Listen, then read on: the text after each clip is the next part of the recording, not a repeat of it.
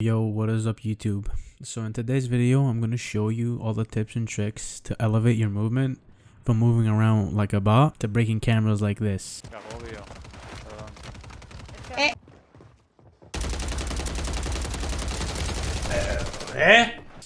So stay tuned, don't forget to leave a like, and let's get right into the video. As a lot of y'all have seen all the hype around Black Ops 6 the past week, and how it has this new movement called omnidirectional or movement or omni movement, I figured that this is the best time to teach people how to start getting ready with this game's movement, since it's more easy and bare bones, so they don't get absolutely destroyed by the next COD installment. So without further ado, I'm going to show you all the basics that need mastering movement wise, with the first one of course being the one and only notorious slide cancel. So slide canceling on this game is kind of different than Warzone 1, since we don't have infinite attack sprint and slide canceling doesn't reset your attack sprint.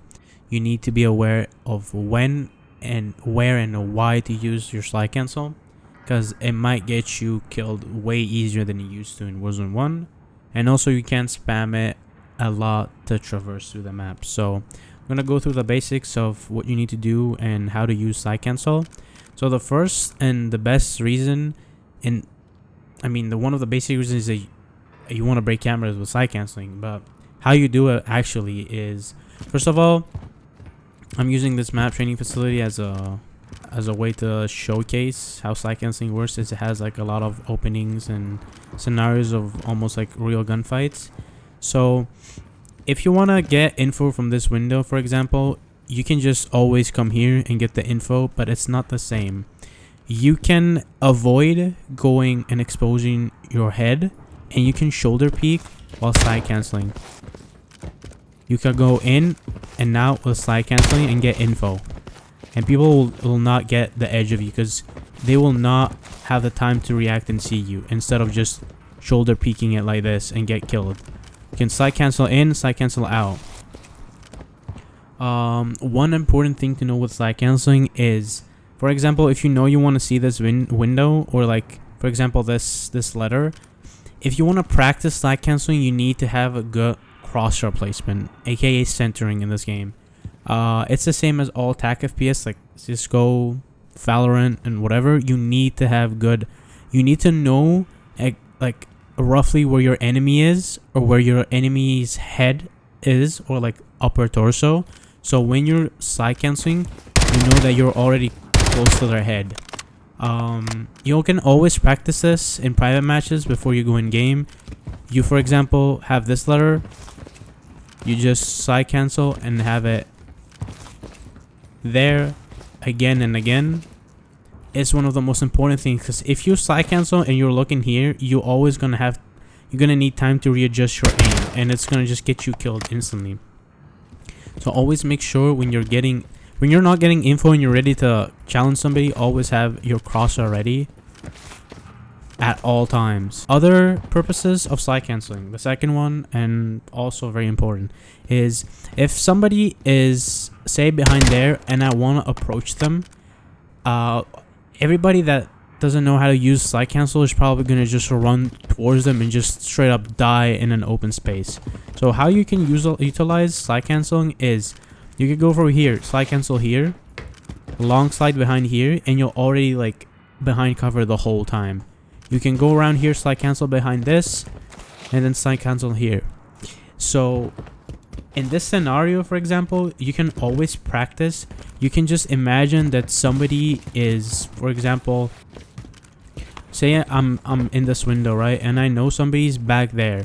I can go out this window and I can slide cancel behind this, wait, long slide behind here, and then just challenge him with a shorter slide cancel. There's two different types of slide cancels. There's the long slide, which is like this at the very edge, you cancel it, and there is the shorter slide cancel. You can just spam it left and right, which in my opinion the longer one is always looks better in clips, and it's always most of the times it's like the best thing you can do because you can cover longer distances behind cover.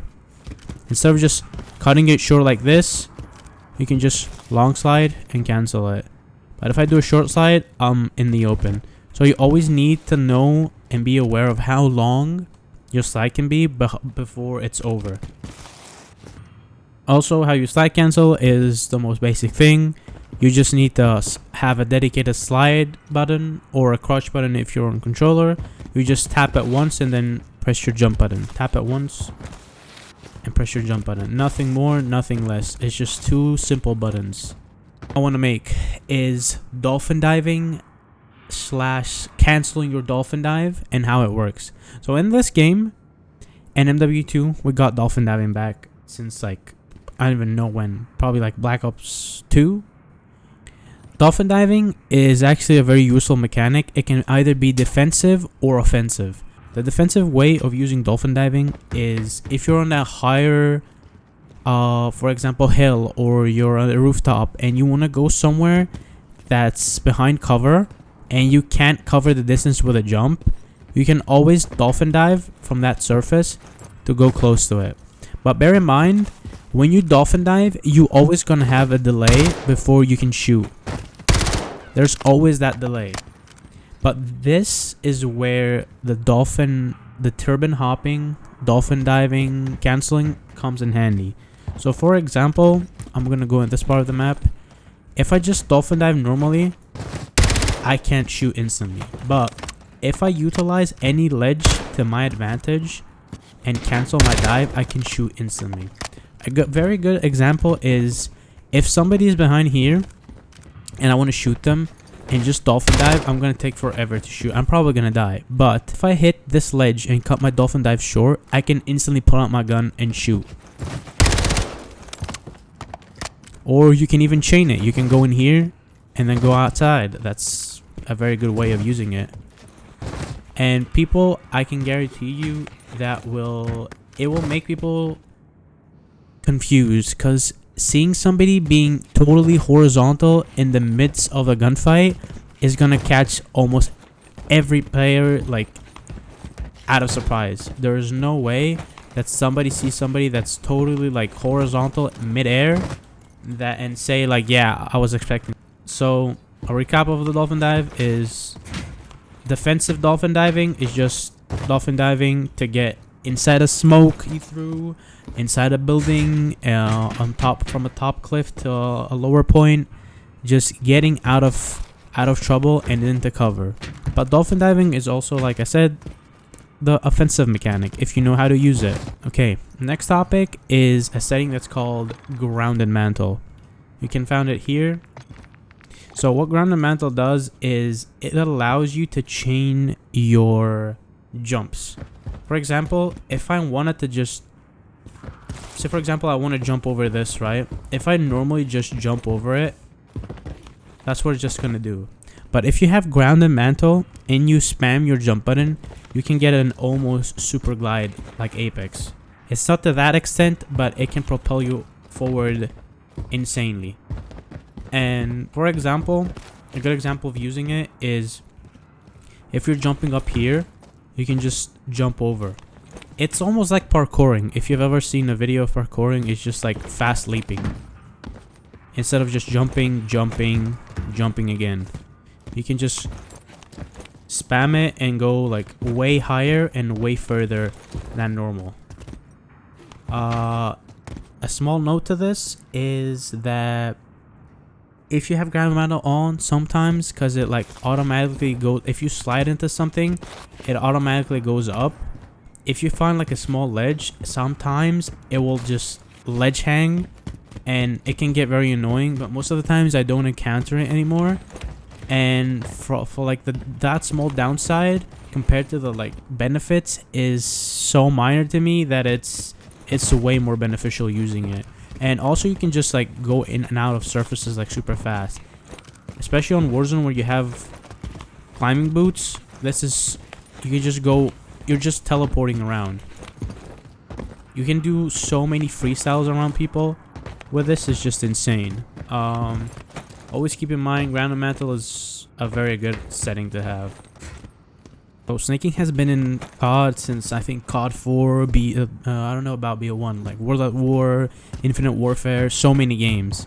But it got removed entirely, like nerfed entirely. But with MW2, since movement and all that got nerfed, snaking was actually the only thing that was kind of usable in this game. So that, of course, moved forward to MW3. And it is actually like a very useful mechanic. It's super good if you're fighting like more than one person, even one person. So what is snaking, right? If somebody is behind cover, or like you are behind cover and you don't want to fully expose yourself to shoot him, you can just prone, hold back, and then sprint. You prone, hold back, sprint, and you tap sprint. It's a very useful mechanic, and you can just keep getting info and your head barely shows, and you can also shoot. That's basically snaking. I will show like POVs of how it looks.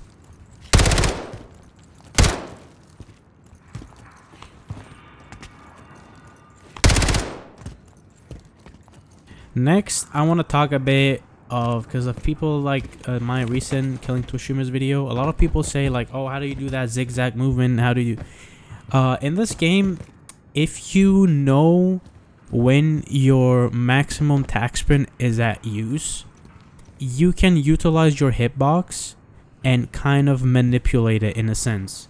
Even though rotational aim assist unfortunately is kind of strong and it won't let you just finesse players, but if somebody's on keyboard and mouse, they're done for if you just catch them off surprise. So what you want to do is, say for example, this is my enemy. If I do movement around here, like left and right, they are going to be able to hit me because I'm further away. I'm an easier target to hit.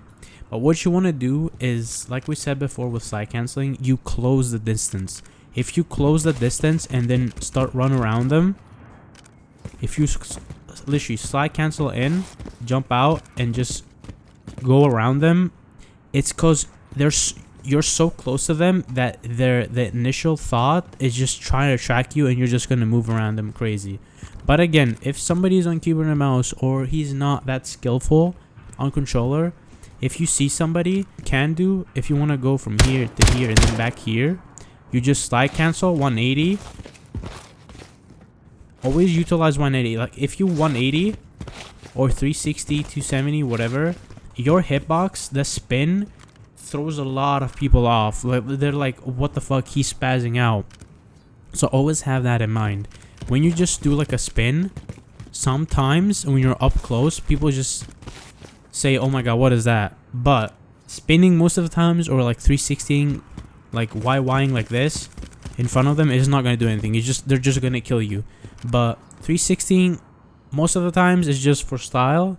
But 180ing and changing direction is always good because people don't expect that, especially if your tac spin is at full effect.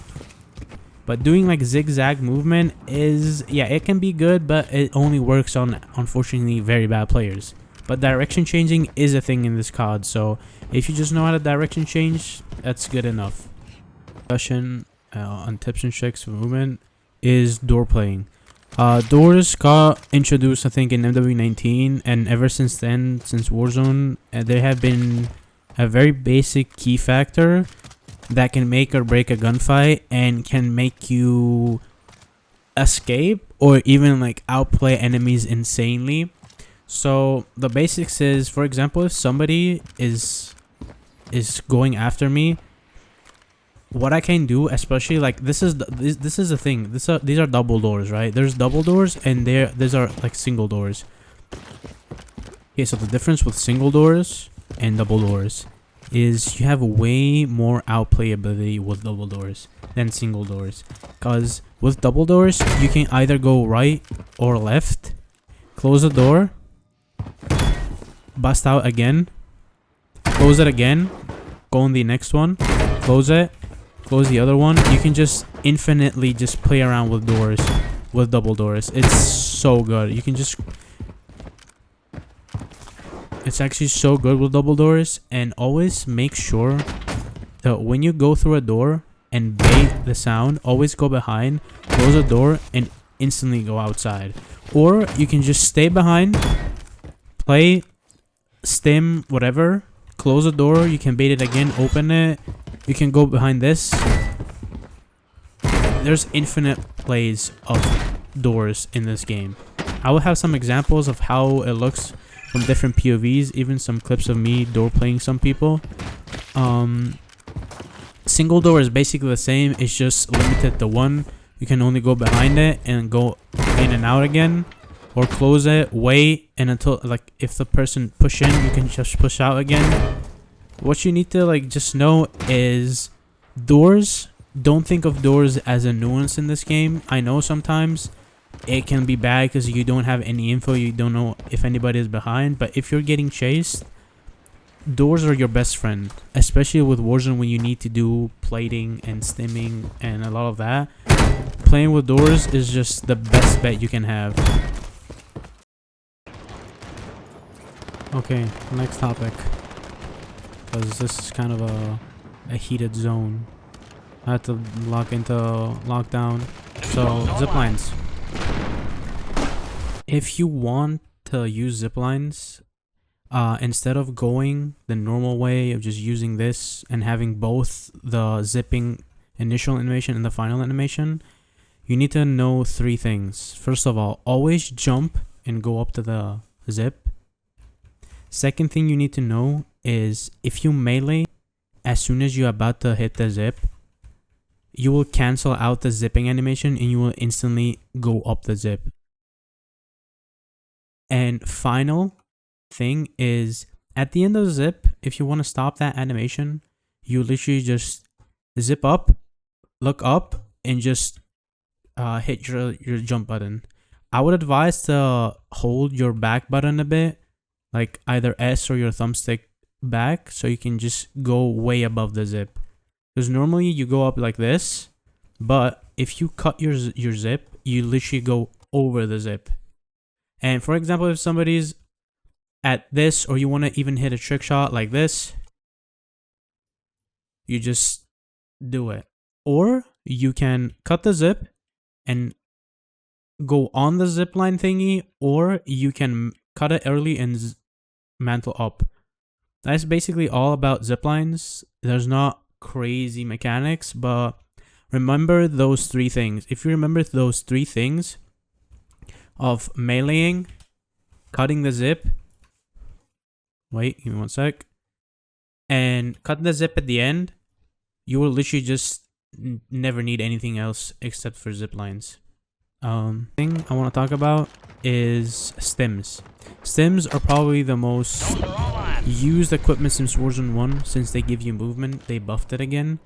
Only thing you need to know about stims is that, first of all, there's a delay when you pop them, and second of all, when you pop them, you need to know when to actually start running, and they have reset your tactical sprint. There's two indications. Either when you're like hit, your health regen will go up, or when you stim, look closely at my FOV. As soon as I stim, now I need to start running.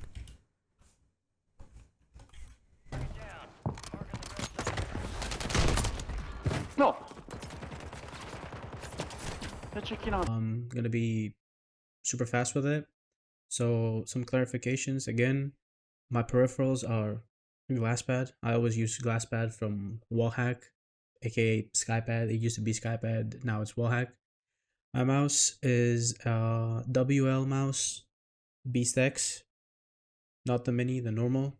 I always play on 1600 DPI. I normally play 1K to 2K polling rate. It depends. On Warzone, it's not, since the input delay is not the best, I would just go with 1K just to save your wireless battery. In terms of skates, I use Obsidian Donut skates. Either the Jades or these ones, the normal ones. For keyboard, I have a stock Wooding 68G, which I'm waiting on stuff to upgrade. And I'm just gonna go skim through my settings, so y'all can just copy them, pause the video, whatever. Don't forget to leave a like leave a comment because I'm gonna make a movement guide, a detailed one. I want you to like tell me what you want to see in the movement guide. Other than that, like the video, make sure to sub, and that's it. Peace.